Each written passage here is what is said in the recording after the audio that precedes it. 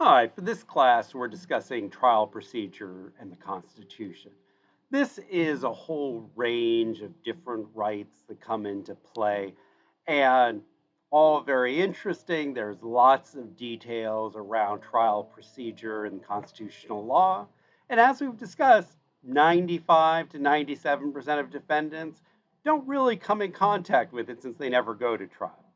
But we'll talk about some of them, and many of them matter, if not directly, in that the potential to invoke them at trial gives prosecutors an incentive to cut a deal during plea bargaining. So even if they don't come into play in an individual case, there's sometimes what's called bargaining in the shadow of the law. And so the law itself matters for prosecutors and defense for thinking about if it goes to trial, what might be invoked, and all of that fits into how people bargain. But let's talk about some of the specific rights and constitutional rules. One part is the Sixth Amendment right to a speedy trial. You had a couple of cases here. The first was Barker v. Wingo, which was a long, drawn out case. Two suspects were both accused of a crime. Essentially, the prosecutors were waiting to get resolution of one trial to hopefully have leverage in the second trial. There were lots of continuances, convictions that were like overturned and moved forward because of hung trials, and so on. So at the end of the process, there was a question of whether the defendant, who had allowed a number of continuances, could invoke their right to a speedy trial to say, you know what, I really should go free. Now, the Supreme Court was somewhat sympathetic that just because they accepted some continuances didn't avoid all right to a speedy trial. And they came up with one of these classic balancing tests. What was the length of the delay? What was the reasons for delay? Very much indicating that if there were any deliberate delays by the prosecutor for some strategic reason, that would be especially bad. The defendant had to assert their right at various points, and how much the delays prejudiced against the defendant. You know, was it did the delays minimize or maximize anxiety, limit the possibility of the defense, and so on.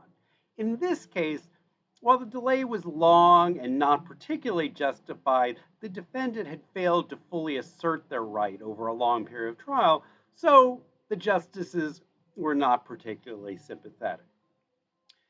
In Doggett v. United States, this was a different kind of case. The DEA had sought the defendant, who at the time was in Panama, but got released into Colombia. And while they, indicted them at the point, they didn't do anything to try to arrest them. Essentially, the defendant lived their life for like 8 years after their initial indictment. And, when they were finally arrested, the defendant moved that the failure to arrest them earlier on and try them violated their right to the speedy trial. And the court found that the government's failure to pursue investigation and capture the defendant really was a big problem in this case. While there wasn't a lot of prejudice against the defendant's defense due to the delay, and it wasn't intentional, but they did see it as a form of negligence. And they wrote that condoning prolonged and unjustifiable delays in prosecution would both penalize many defendants for the state's fault and simply encourage the government to gamble with the interests of criminal suspects assigned a low prosecutorial priority. So the length of delay matters here, and somewhat the strategic behavior of the DEA. Now, the dissent did say, look, there was no prolonged incarceration, little anxiety by the defendant, so what was the harm? They argue that since there wasn't a prejudice to the defense, you shouldn't make all long criminal indictments suspect. Now, again, the majority had somewhat addressed that, saying, while there wasn't any prejudice, there was a strategic nature to what was done with this delay. And they really, if we're going to make the right to a speedy trial have any meaning, it's to essentially sanction the prosecution for allowing such long delays. Another right that was talked about in this week's reading was the duty by the prosecutor to disclose key information. One thing that has probably been the most dramatic change in trial is that both prosecution and defense have to disclose much of the information they have that the other side doesn't have. Sort of getting rid of sort of classic legal drama surprise witnesses and so on. Both sides have to disclose likely witnesses, and, there was also decisions that said that the prosecution in particular has to disclose exculpatory evidence that might show that their case isn't as strong as it appears to be at first. And US v. Bagley is an important case in all of this. It was a narcotics case, and in this case, a couple of the key witnesses who testified had gotten payments, which is always makes them somewhat suspect. And the fact that the defense wasn't told this became a major issue. Now, the Philip in this case was that the trial judge had overseen the case. So it was a non-jury trial. And so the trial judge says, hey, I wasn't prejudiced by this, so it would have come out either way.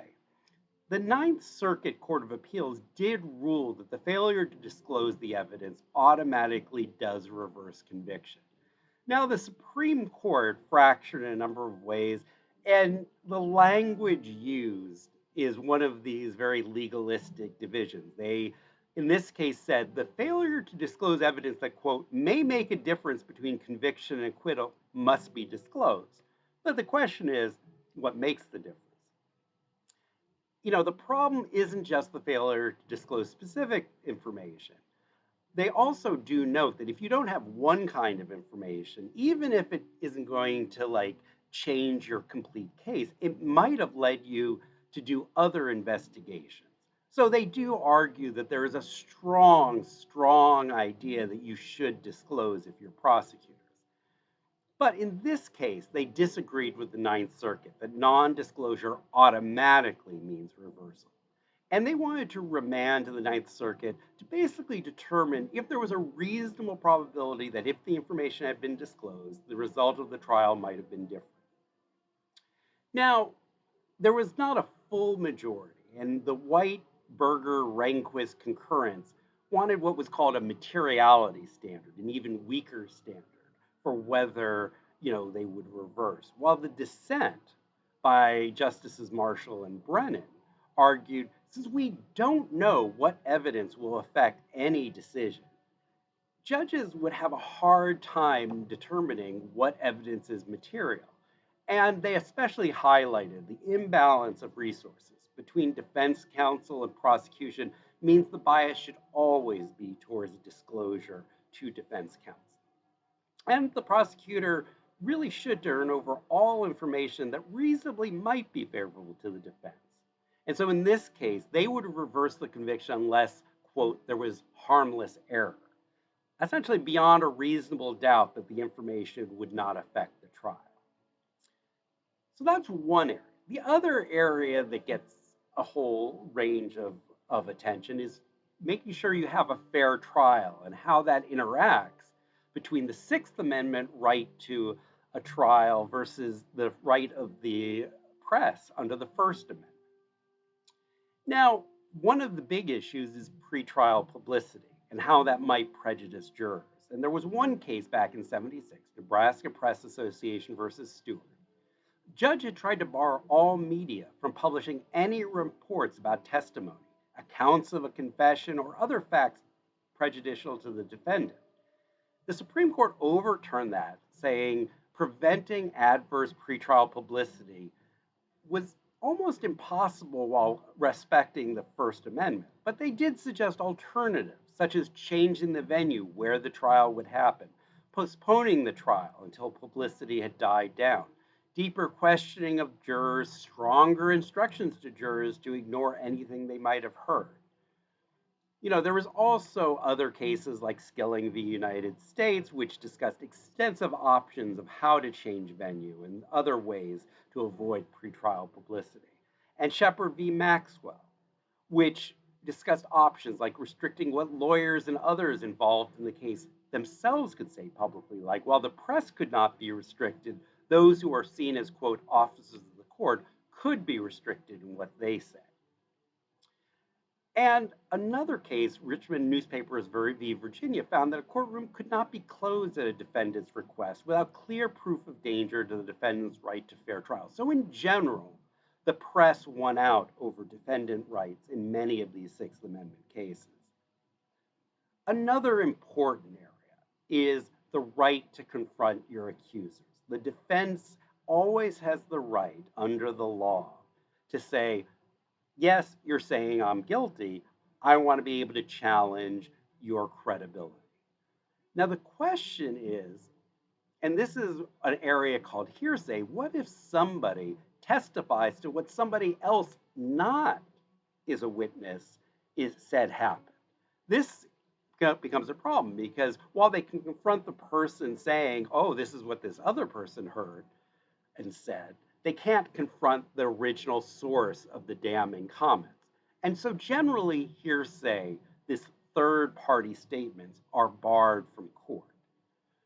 Now, the question then is how do you deal with this with more complicated problems? For example, Michigan v. Bryant was a particularly complicated case because this was one where the victim of the crime testified to the police at the scene of the crime, and then they died.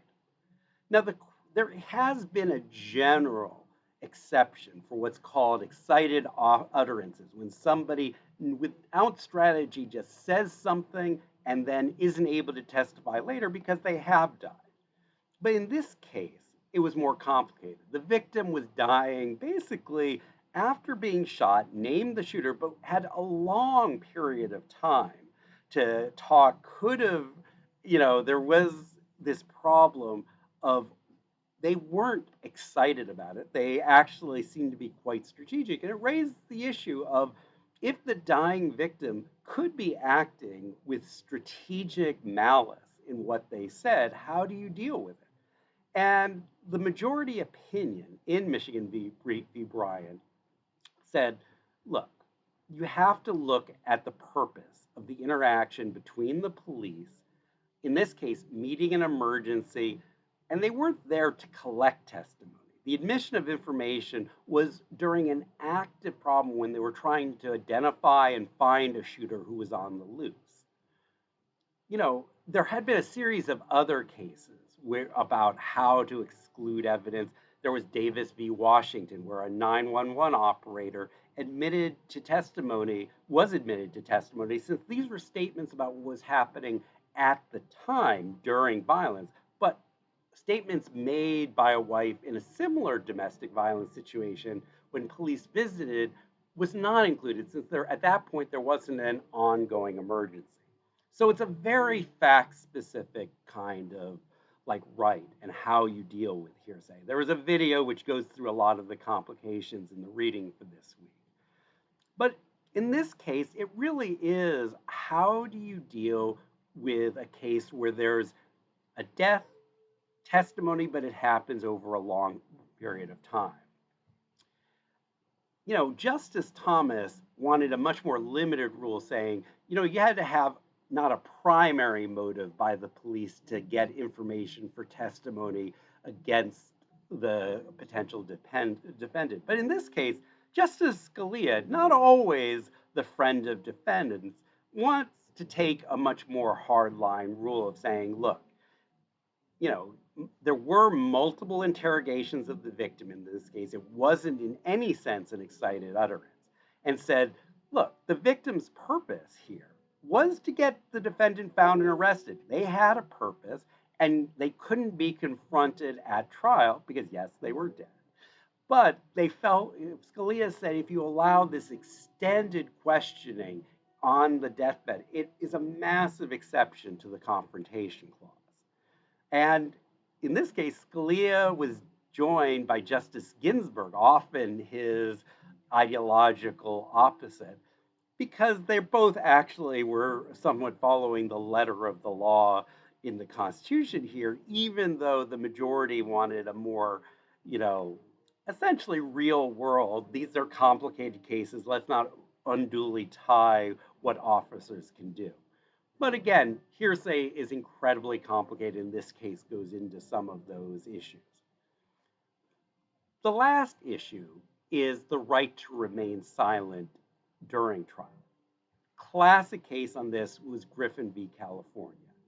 At trial, the defendant didn't want to testify, and the judge said to the jury, well, the defendant didn't testify, and you can take into account that they didn't testify in whether you think they're guilty. The prosecutor, in their summary, focused on the idea that the defendant's failure to account for evidence at trial should prejudice the jury, and that should make them find that they were guilty. And the defendant got the death penalty. The majority at the Supreme Court said the judge cannot instruct a jury that failure to testify can be evidence of guilt. There are lots of reasons why people don't testify. They're timid, they're nervous, there are other things that make testifying hard. Now, there was a dissent that said, look, there's nothing that compels the defendant to testify, at least legally.